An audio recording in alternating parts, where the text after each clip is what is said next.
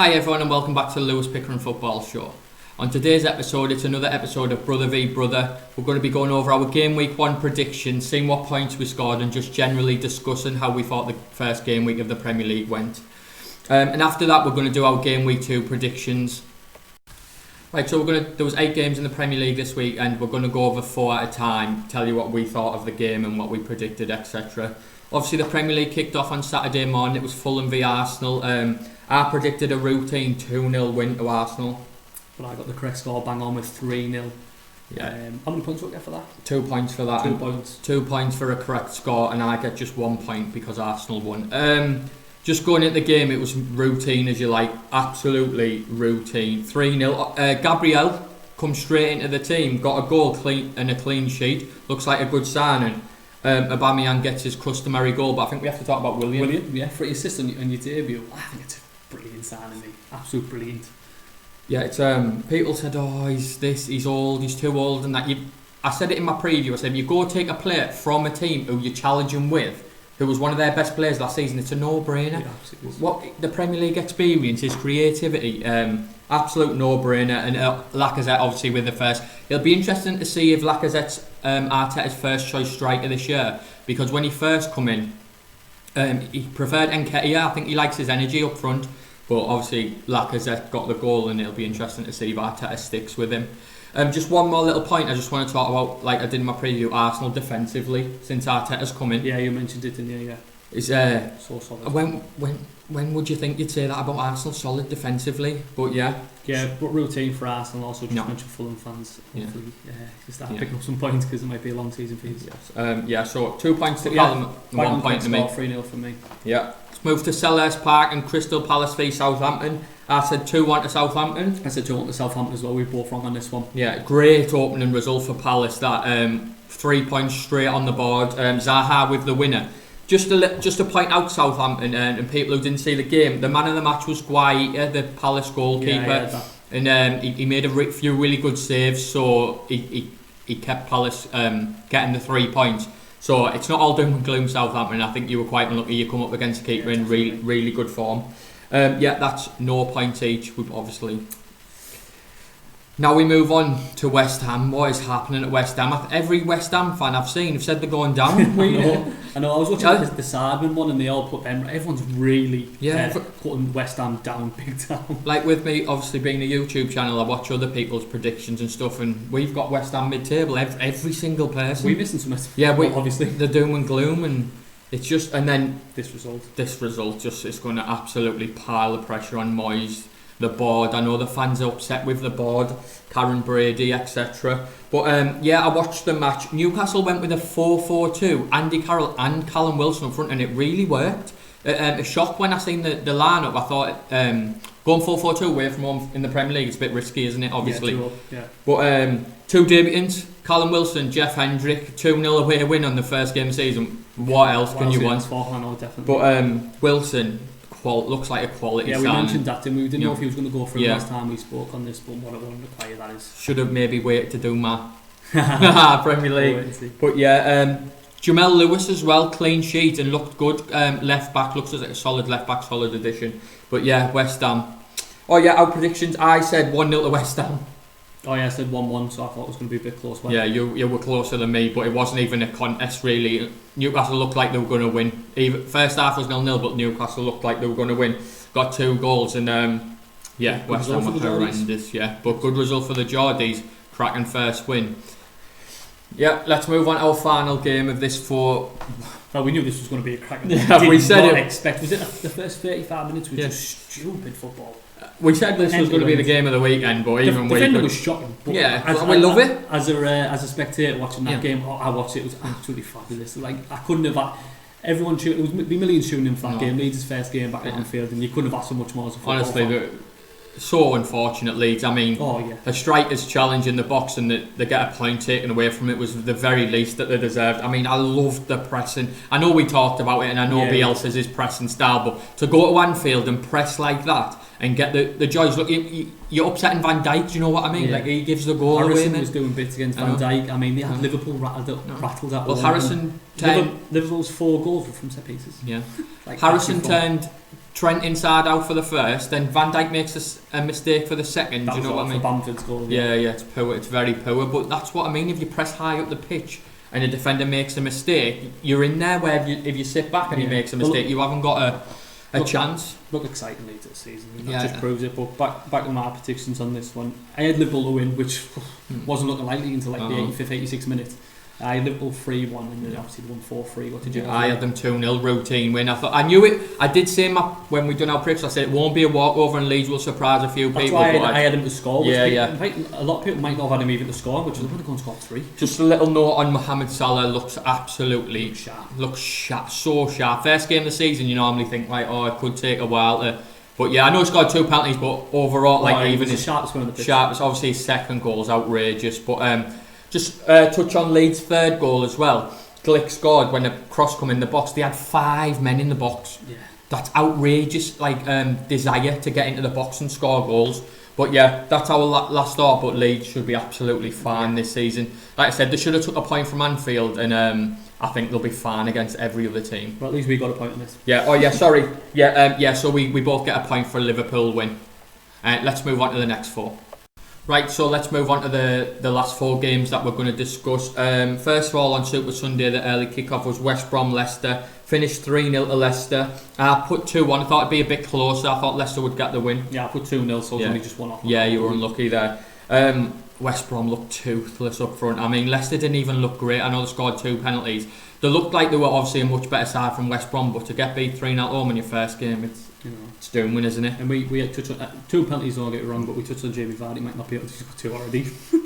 Penalties. You still have to put them away. You still have to put them away. Gosh, penalties, but it's 2 goals. Little note on Castagna, the new right back from Atlanta. The Belgian clean sheet goal on his debut. So and got man of the, I think he got man of the match as well. So great debut. It's always great when you.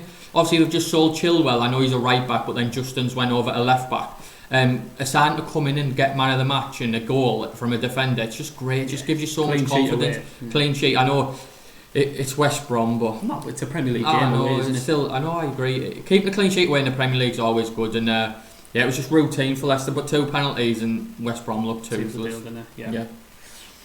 So we got a point on that one, though. Yeah, we get a point each. I'm laughing because we're on to the next one. I think he's. If anyone watched, obviously, last week's, I absolutely called this down, almost down to a T. I'll take the lead on this one. He finished 1-0 as I predicted, and I predicted the score as well. Dominic Calvin-Lewis scored. He didn't score late on, like I did say, but I literally, people would have been shocked at that. Even one of my mates texted me saying, like, what you saying, putting Everton? I got right. It's a crystal ball, that, isn't it? 1-0 Calvert-Lewin the way at Tottenham first day. He's called it absolutely spot on. He gets his 2 points that he deserves. I said Tottenham wins, so I get no points on that. But that'd be big for the end. Little note: Tottenham were horrendous. The look off the pace. Højbjerg come in. I think he gave about 10 fouls away. I think he was just so frustrated that at just not getting the ball to the strikers. But yeah, Kane looked. There's been no talk of Kane leaving, I'm thinking. No, I listened to TalkSport today. They tried to go for Danny Ings, which is just he's untouchable for Southampton, so they look a bit desperate. They've always just got regular on having. They're trying to sign a few, and obviously the big one that we need to talk about is Bale. Bale coming in, but having to Mourinho on the offside. Yeah, you have. But a little note on Everton's new signings. We mentioned Allen in our preview. I bigged him up. I said, watch him. He's an absolute ball. He ends up getting man of the match. Honestly believe he could have got in any centre midfield as that defensive midfielder in the Premiership. I think he's up there with Fabinho as that CDM. He's that good, and he's so calm on the ball. Honestly, he was unbelievable. And got man of the debut in the Premier League. Yeah, exactly. You're going to Tottenham. I know Tottenham aren't going through the greatest of spells, but go get man of the match, away win, brilliant for Everton. And just a little touch on James and Doucouré.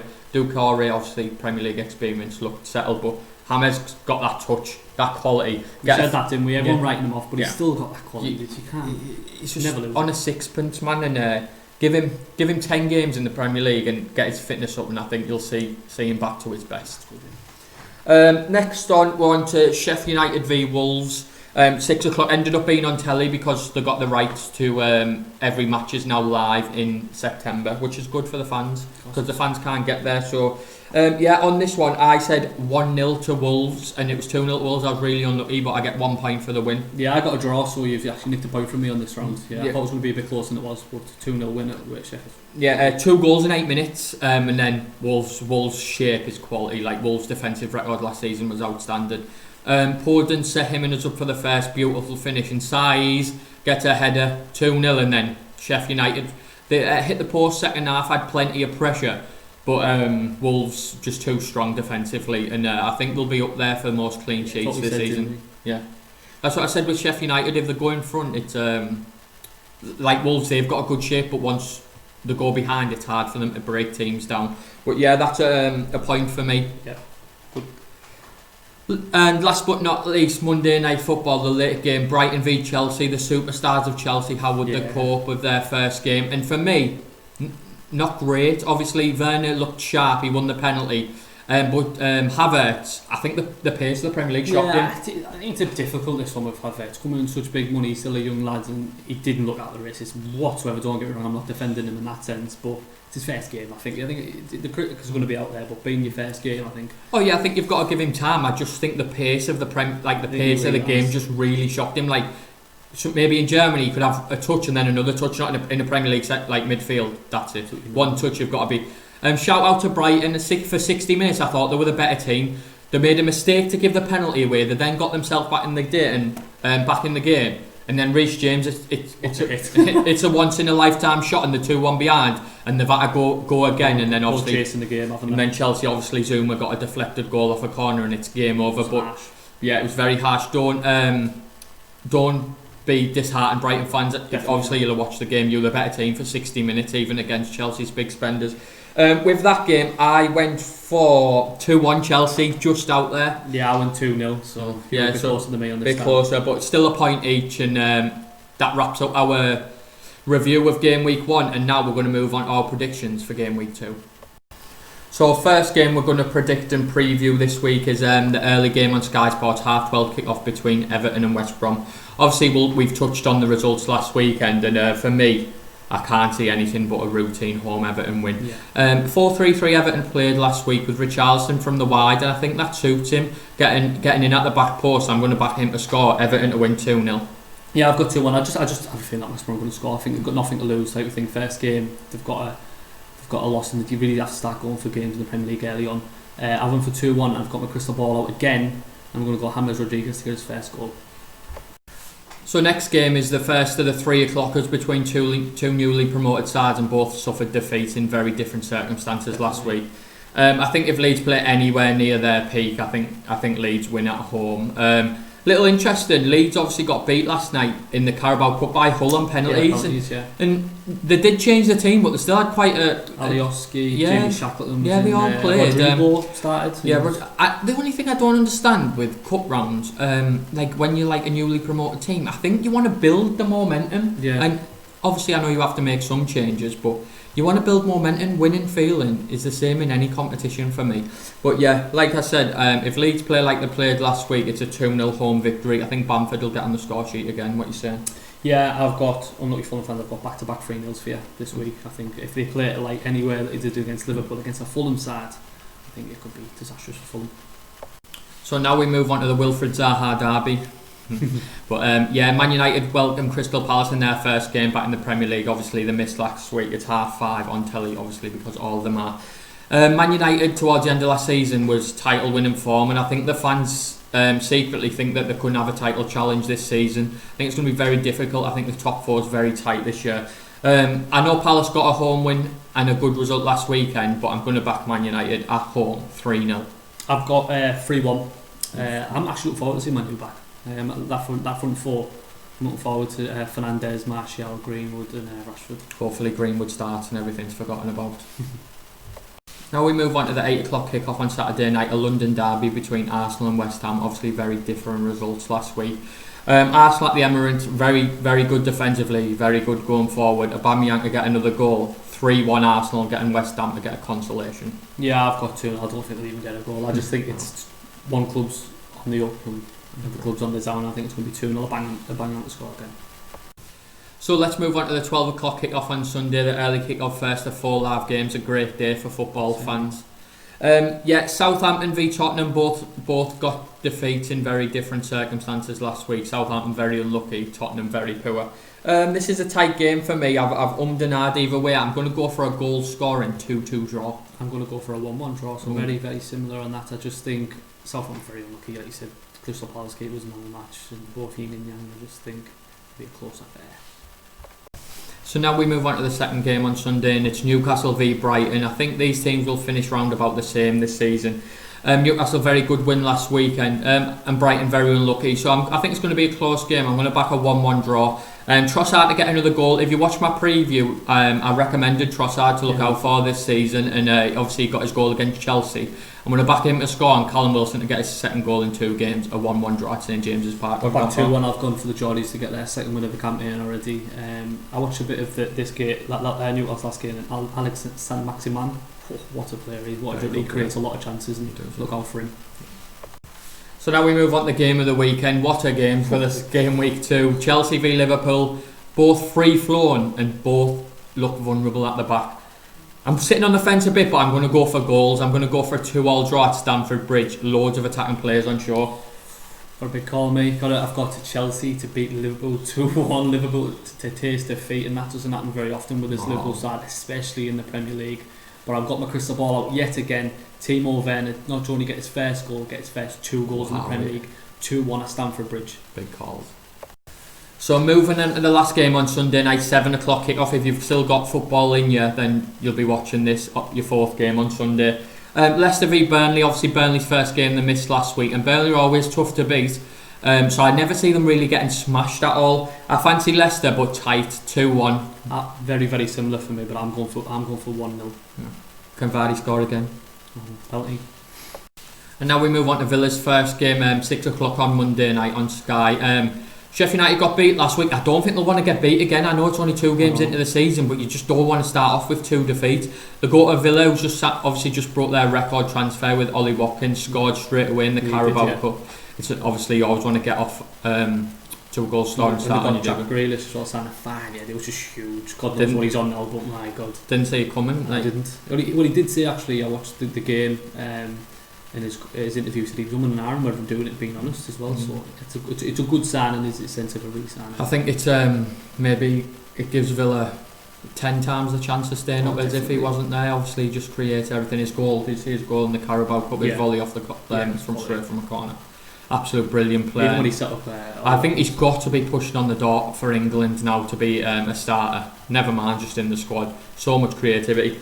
Yeah, but I said I don't think Sheffield United will want 2 defeats in a row, but I'm going to back them to get it. Villa to get their first win, 1-0. 1-0 here as well, so we'll share the points in that one if it comes our way. And last but not least, we go to Molineux.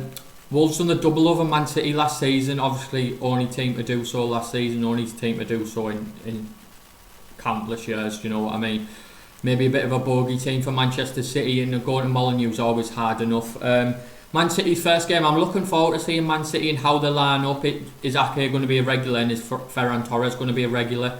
Foden's got to have a big season. Obviously David Silva's got to come in and prove he can fill his boots. Tight game, I'm going to back them both to score, but with City being fresh, I think they'll be bang up for it. I'm going to back a 2-1 tight City win. Well, I'm back a 6-goal thriller. I honestly think, barring the Chelsea-Liverpool game, this is probably the best game of the week. I think the 2 attacking sides going for it. Loads of quality in each squad. I'm backing 4-2. 4-2. Get watching it. If he's got his crystal ball out again, you won't want to miss that game.